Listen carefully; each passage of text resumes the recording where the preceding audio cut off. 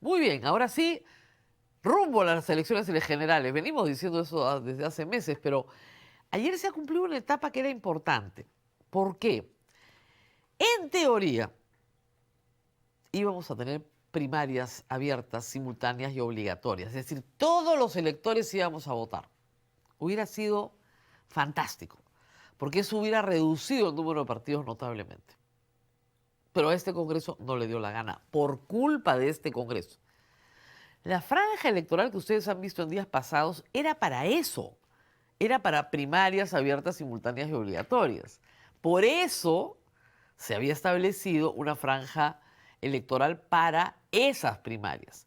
Derogaron las primarias, no derogaron la franja. Entonces no tuvo mucho sentido, salvo para aquellos partidos que han ido a votar un militante, un voto. En realidad, solo dos. El APRA, que presentó 14 candidatos, y el Partido Renovación, por un error interno de ellos, porque presentaron un solo candidato y obviamente ganó. Lo que ellos tenían era que superar la valla del 10% de sus militantes yendo a votar y lo lograron. No masivamente, ¿eh? Pero lo lograron. Ahora vamos a ver los cuadros de la OMPE. En el APRA han habido sorpresas y luego vamos a ver las internas de otros partidos. Pero primero, acá la nota, 39 partidos han participado en elecciones internas. ¿Qué hacen los partidos donde no se vota un militante un voto? Se elige delegados en todo el país. Delegados. Esos delegados elegidos, a su vez, se van a reunir el próximo fin de semana, hasta el 7 de diciembre, a finalmente elegir a sus candidatos. En el caso de las planchas presidenciales, esto es casi simbólico. Son 30, 40 delegados, a veces menos, se reúnen y ungen al candidato presidencial. Donde hay pelea es en la confección de la lista. ¿Por qué? Porque si bien el 80% de la lista tienen que ser de militantes del partido, hay un 20% de la lista que son designados por la cúpula del partido, por el dueño del partido, o por el candidato presidencial cuando es el dueño del partido. ¿Ok?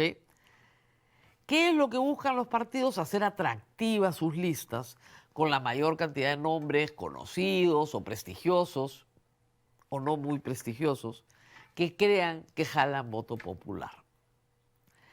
Ayer lo que ha hecho el APRA es bastante riesgoso, pero yo creo que es bastante sano. Mandó a votar a toda su militancia y ha salido, elegido ya, me parece que ahora sí hasta el final, Enrique Valderrama, la fórmula número 7, que tuvo el 25.982%, muy pegadito al señor Velázquez Quesquén, que iba con la hija del presidente Alan García. En tercer lugar, Jorge del Castillo y Mauricio Mulder. En cuarto lugar, Hernán Garrido Leca. ¿Esto quiere decir que en el APRA se está cancelando a una generación? Bueno, lo vamos a ver en diputados y senadores, o sea, no es que hayan desaparecido.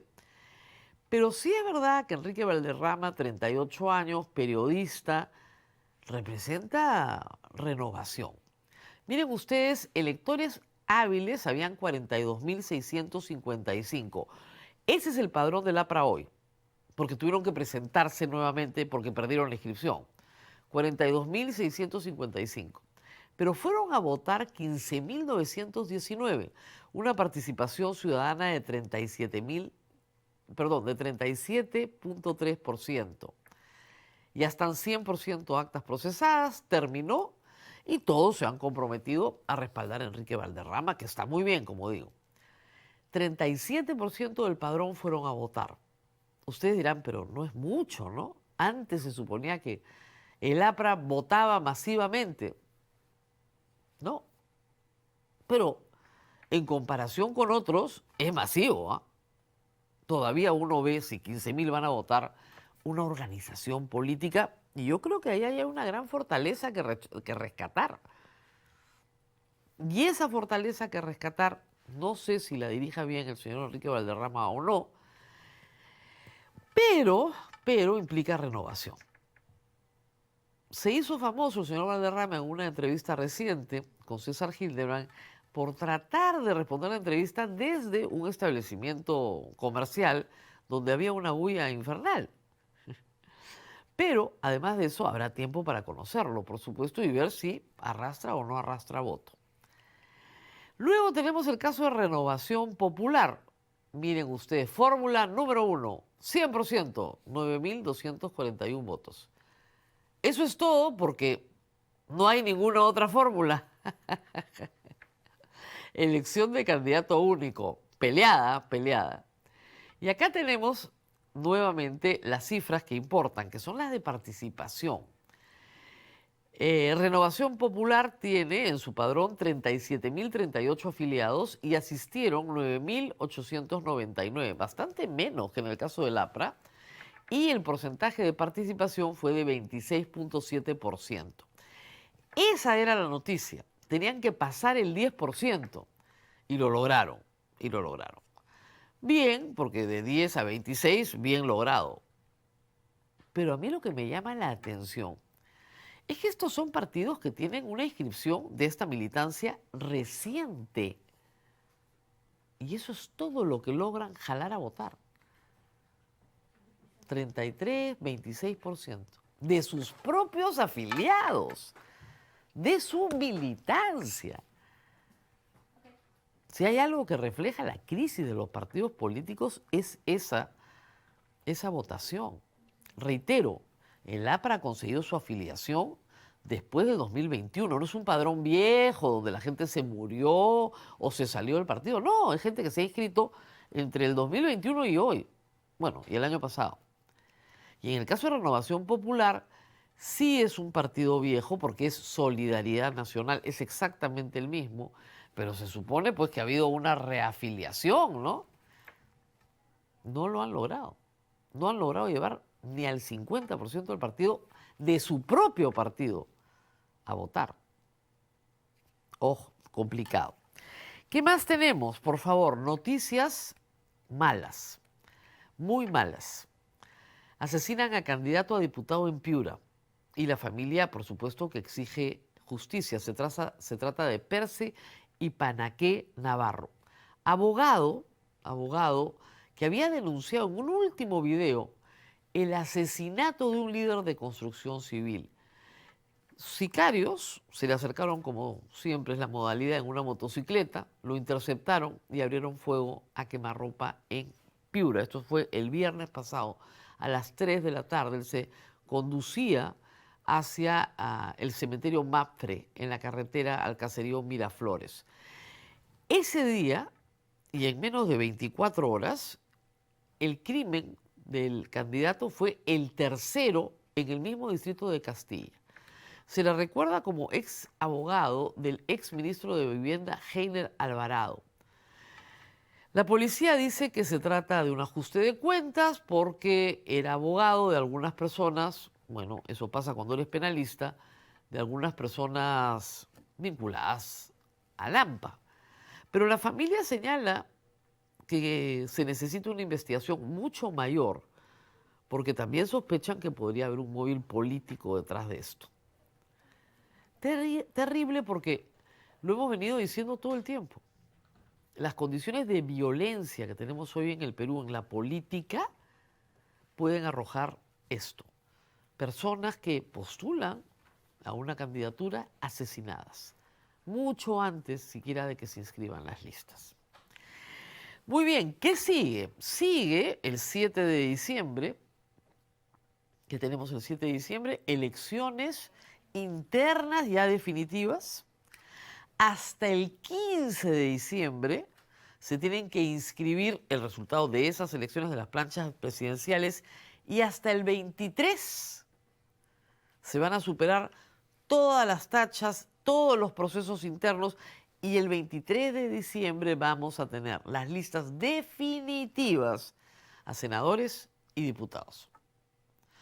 Tanto de la elección interna, hecha por delegados, o tanto de la elección interna, hecha por designación directa. Todos el 23 de diciembre. Ustedes dirán, pero ¿por qué se lanzan con un programa ya para entrevistar candidatos? Porque hay algunos que ya son firmes, no hay mucha discusión.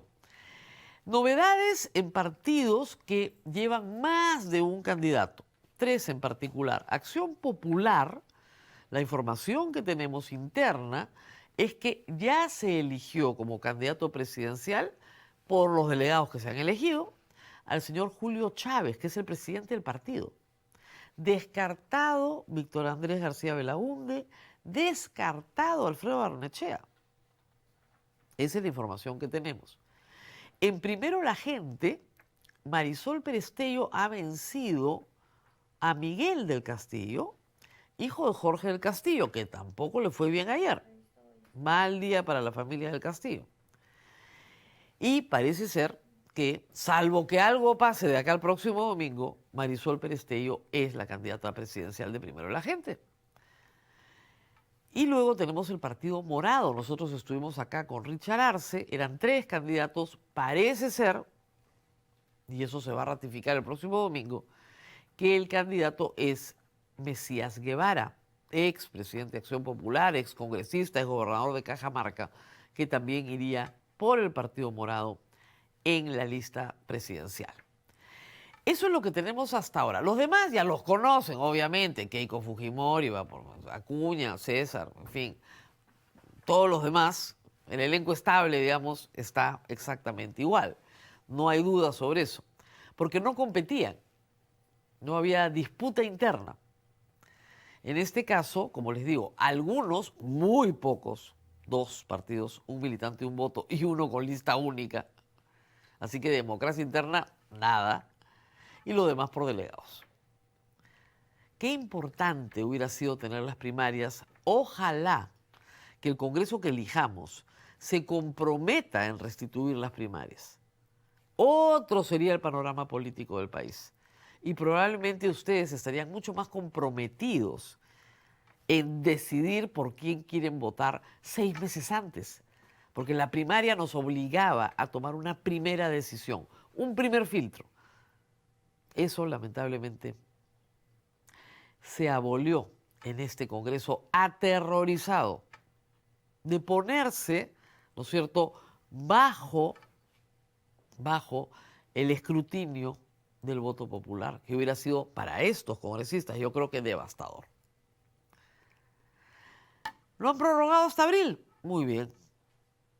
De este resultado, malo o bueno, saldrán los candidatos que tenemos que elegir. Y sí hay que decir algo en beneficio de la población. Lo que los partidos ofrecen no es ninguna maravilla. Siempre le decimos al público, ustedes los pusieron ahí. Y el público responde, pero con lo que nos ofrecen, ¿qué cosa vamos a hacer? Y es verdad, hay de los dos lados. Pero en todo caso, tenemos la obligación de informarnos, de estar atentos y muy preocupados de a quién estamos poniendo en el poder. Para eso empezamos esta nueva temporada, pero primero, para cerrar el sin guión tradicional, y después nos vamos al electoral, tenemos un candidato a la vicepresidencia. Está con nosotros en un instante Virgilio Acuña, candidato vicepresidencial de Perú Federal. Volvemos con él.